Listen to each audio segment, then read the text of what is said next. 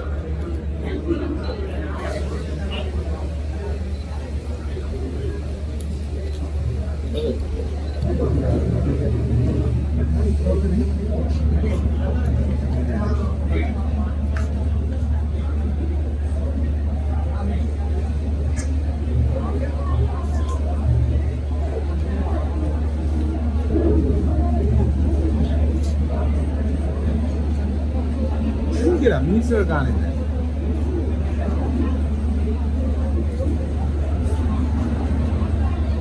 Minister மணிக்கிட்ட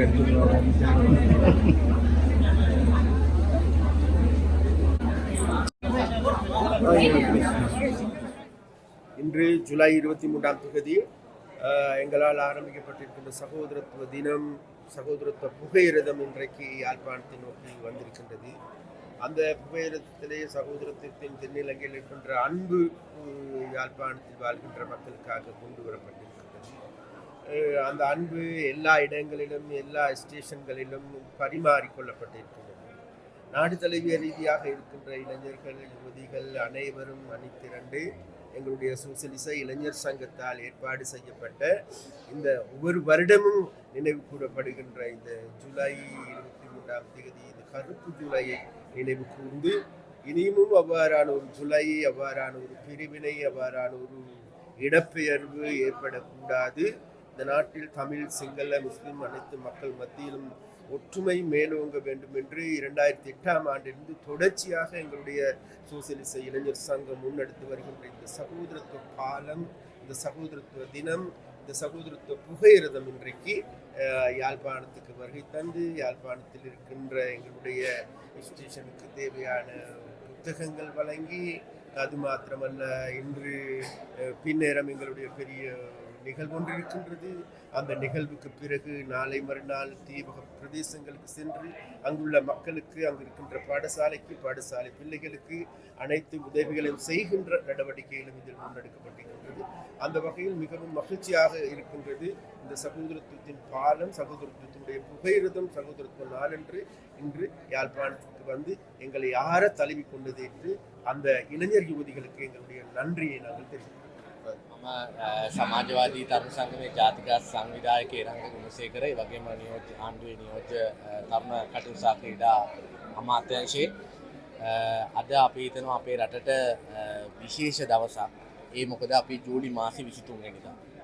අපේ රටට ජූලි මාසේ කියලා කිව්වම අපි දන්නවා අපේ රටට අඳුරු පැල්ලමක් එකතු කරපු එක තමයි කළු ජූලිය කියලා කියන්නේ. අදට අපේ රටේ ඒ ජාතිවාදී කළු ජූලිය ඇති කළා වසර 43ක් බවට පත් වෙලා තියෙනවා. අපි දන්නවා අපේ රටේ ඒ ජාතිවාදය පතුරවන්න අපේ රටේ ප්‍රධාන සිදුවීම් දෙකක් වෙනවා. අපි කියන්නේ නෑ ඒක මතම පමණයි වුණේ. නමුත් ප්‍රධාන සිදුවීම් දෙකක් වෙනවා. එකක් තමයි යාපනයේ ජනතාවගේ හෘද වස්තුව බඳු යාපනයේ පුස්තකාලය ගෙන තිබීම. ඒ වගේම උතුරේ දී හමුදා සෙබළුන් 13 දෙනෙක් ඝාතනය කිරීම. මේ ක්‍රියාවලිය මත පදනම් වෙන එක තමයි සිදුවීම් ලෙස විශේෂයෙන්ම 83 කළු ජූලිය නිර්මාණය වෙන්න පාදක වෙන්නේ. හැබැයි ඔබ දන්නවා විශේෂයෙන්ම සමාජවාදී තරුණ සංගමය කියලා කියන්නේ අපි සිංහල දෙමළ බර්ග මුස්ලිම් මැලේ සියලු දෙනාම එකට ජීවත් වෙන්න ඕන කියන අදහසේ හිටපු කණ්ඩායම. අප විතරක් නෙමෙයි අපේ රටේ තවත් ප්‍රගතිශීලී කණ්ඩායම් සිංහල දෙමළ මුස්ලිම් සියලු දෙනා හිටියා. 2008 තමයි අපි මේ සහෝදරත්වයේ දිනේ සංකල්පෙ එන්නේ. ඒතකොට යුද්ධය අවසන් වෙලා නැහැ. මේ අමාරු මොහොතේ අපි විශ්වාස කරා ජාතික සමගිය තමයි අපිට රටක් විදිහට ගොඩ එන්න තියෙන්නේ කියලා. අපි අද නිහතමානීව සතුරු වෙනවා. මම හිතන්නේ ජාතික සමගියන වැඩ කරපු සියලු දෙනා අද සතුරු වෙනවා. හේතුව තමයි අවුරුදු 76කට පස්සේ ජාතික සමගිය බේස් කරගත්ත ජන බලයක් අපේ රටේ පළවෙනි වතාවට බලයටපත් වෙලා තියෙනවා. ඉතින් ඒක නිසා අද සමාජවාදී තරුණ සංගමයේ විදියට මේ ජූලි මාසේ 23 වෙනිදා අපි කොළඹ ඉඳන් යාපනයට සහෝදරත්වයේ දුම්රිය ආවා. හේතුව මොකද්ද? ඔබ දන්නවා විශේෂයෙන්ම 1981 මීට හරියටම ගත්තොත් වසර 45කට පෙර මේ යාල්දේවි දුම්රිය ආවේ මේ සහෝදරත්වය අරගෙන නෙමෙයි. පොළු මුගුරු අරගෙන, මර්ධනය අරගෙන, වෛරය අරගෙන ආවේ. ඒක නිසා ඒ වෛරය අරගෙන තමයි යාපනයේ පොත් 97000ක් තිබුණු දකුණු ආසියාව තුළ ලොකුම පුස්තකාලය ගිනි තිබ්බේ. මේ සංවර්ධන සභා ඡන්දේ සම්පූර්ණයෙන්ම මංකොල්ල කෑවේ. ඒ රනිල් වික්‍රමසිංහලගේ ජේ.ආර්.ලගේ ආණ්ඩුව. ඒ තිබුණු ඉතිහාසය.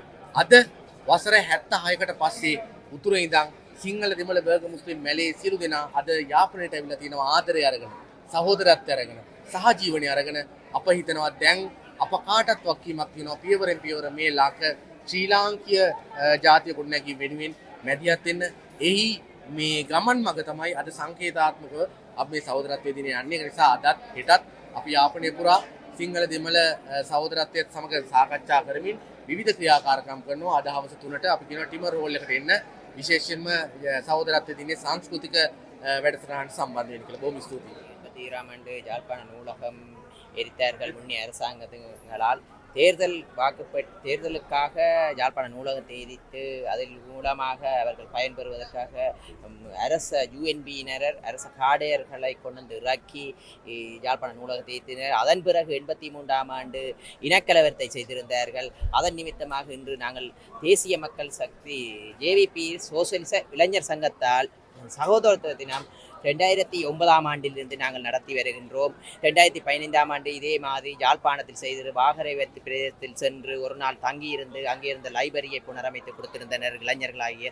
இந்த தினமானது தொடர்ச்சியாக நாங்கள் செய்து வருவோம். ஏனென்றால் இனிமேலும் பிரிவினை என்பது இந்த நாட்டுக்கு தேவையில்லை. ஒன்றாக சேர்ந்து பறக்க வேண்டிய தருணம் ஒன்று இருக்கிறது. நாங்கள் இனவாதத்தை கையில் விட்டுவிட்டு புதிய யுகத்தை படைப்பதற்காக இளைஞர்களாகிய நாங்கள் சோசியல் இளைஞர் சங்கத்தால் இவ்வாறான நிகழ்வை செய்து வருகின்றோம். இந்த முறை யாழ்ப்பாணத்தில் சோசியலிச இளைஞர் சங்கத்தால் சகோதர தினம் செய்வடுகிற நிகழ்ச்சியை செய்கின்றோம். ஏனென்றால் நாங்கள் எல்லோரும் ஒரு தாய் கொடியில் நாங்கள் முன்னேற வேண்டிய தருணம் இருக்கிறது. அதன் நிமித்தமாக தொடர்ச்சியாக ஒரு ஆண்டுகளும் இவ்வாறான நல்லிணக்க நிமித்தமாக நாங்கள் செய்து வருகின்றோம்.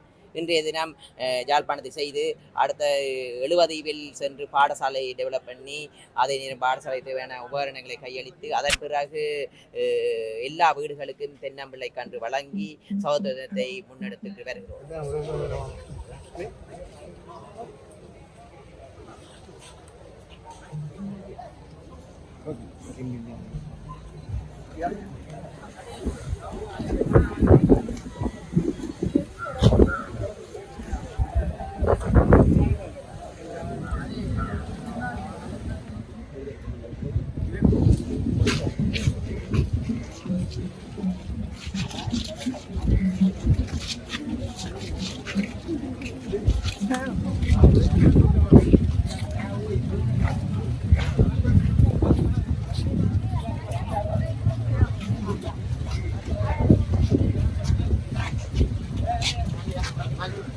என்னப்பா